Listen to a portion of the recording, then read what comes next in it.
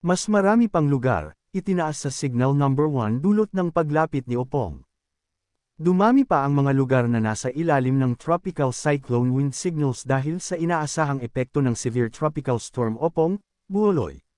Signal Number 2. Northern Samar. Eastern Samar, hilagang bahagi. Signal Number 1. Samar. Eastern Samar, nalalabing bahagi. Biliran. Leyte. Masbate. Sorsogon. Albay. Camarines Sur. Catanduanes.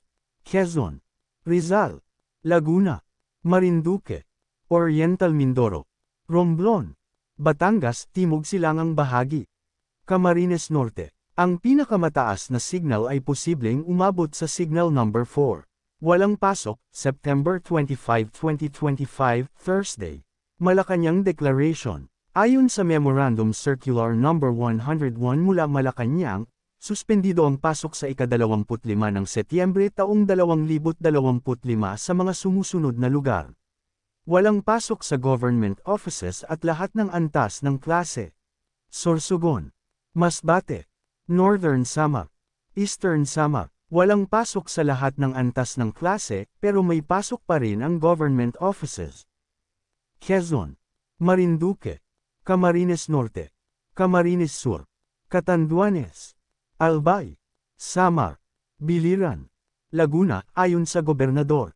Patuloy namang operational ang mga ahensya para sa basic, vital, at health services. Para sa ibang lugar, ang suspensyon ay nakadepende sa desisyon ng kanilang LGU.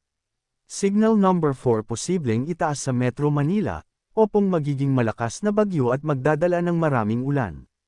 Posibleng maging malakas na bagyo o typhoon ang bagyong Opong, Buoloy, bago tumama sa Bicol Region, at posibleng itaas ang Signal Number 4 sa Timog Metro Manila, Calabarzon at Bicol Region. Magdadala rin ng bagyo ng malalakas na pag-ulan sa Visayas at hahatakin ang habagat. Inaasahang sa Biyernes patatawiran ng bagyong Opong ang bansa bago lumabas sa Sabado ng hapon. Opong bahagyang lumakas habang kumikilos sa Philippine Sea. Lokasyon ng sentro, 10 p.m. Ang sentro ng Severe Tropical Storm Opong ay tinaya sa 575 km silangan ng Surigao City, Surigao del Norte o 660 km silangan ng Maasin City, Southern Leyte, 10.4 degrees north, 130.9 degrees east. Lakas. Pinakamalakas na hangin, 100 km per hour malapit sa sentro. Bugso, hanggang 125 km per hour. Central pressure, 985 hapak. Kasalukuyang galaw. Pakanluran hilagang kanluran, west-northwestward, sa bilis na 15 km per hour.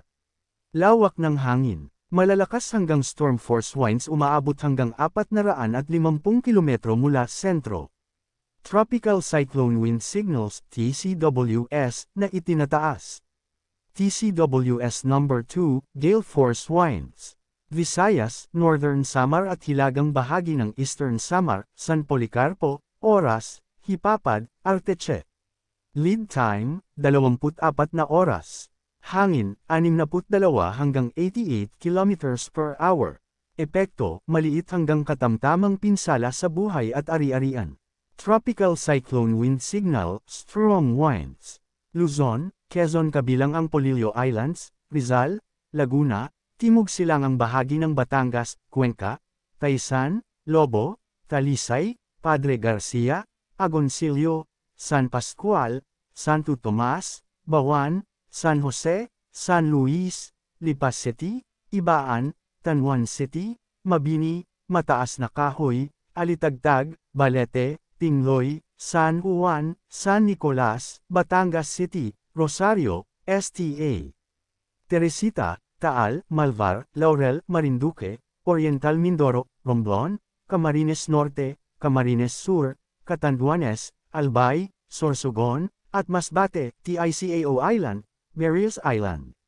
Visayas, Samar, natitirang bahagi ng Eastern Samar, Biliran, at hilagang Leyte, Barugu, San Miguel, Babatngon, Tacloban City, Calubian, Leyte, Capoocan, Carigara, Palo.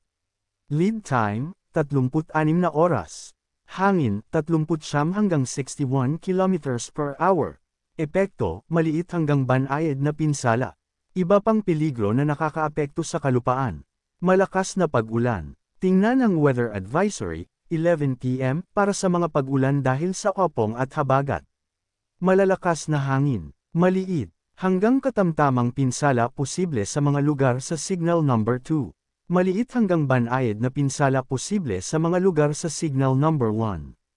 Posibleng umabot sa signal number 4 ang pinakamataas na babala habang naglalakbay ang Opong. Ang habagat na pinalalakas ng Bagyong Nando at Opong ay magdudulot ng malalakas hanggang gale force na BUGSO ng hangin sa mga sumusunod. Ngayon, September 24, Ilocos Region, CAR, Batanes, Cagayan, kabilang ang BABUYAN Islands, Isabela, Zambales, Bataan, Tarlac, Pampanga, Nueva Ecija, Bulacan, Metro Manila, Cavite, Batangas, Quezon, Mimaropa, Western Visayas, Negros Island Region, Zamboanga del Norte, Misamis Occidental, Misamis Oriental, Camiguin, Agusan del Norte, Surigao del Norte, Dinagat Islands, Sarangani, Davao del Sur, Davao Oriental. Bukas, September 25, Ilocos Region, Batanes, Cagayan, Babuyan Islands, Isabela, Zambales, Bataan, at maraming bahagi ng Mimaropa, Visayas, Northern Mindanao, Caraga, Davao Region. Biyernes, September 26, Batanes, Cagayan, Babuyan Islands, Ilocos Norte, Ilocos Sur, Zamboanga del Norte, at karamihan ng Mimaropa, Visayas, Northern Mindanao, Caraga, Davao Region. Peligro sa katubigan. Gale warning, inaasahan bukas, September 25. 24 na oras na kondisyon ng dagat. Hanggang 3.5 m, silangang baybayin ng Northern Samar, hilagang silangang baybayin ng Eastern Samar. Hanggang 3.0 m, silangang baybayin ng Dinagat Islands, natitirang baybayin ng Eastern Samar. Hanggang 2.5 m, silangang baybayin ng Catanduanes, Albay, Sorsogon, Davao Oriental, hilagang baybayin ng Northern Samar. Mga maliit na bangka ay pinapayuhan na iwasan ang paglalayag.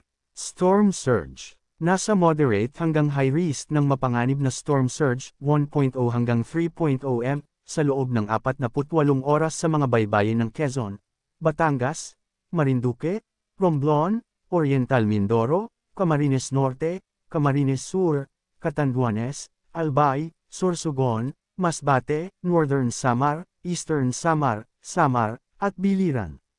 Tingnan ang storm surge warning number 2 na inilabas 8 p.m. Track at intensity outlook.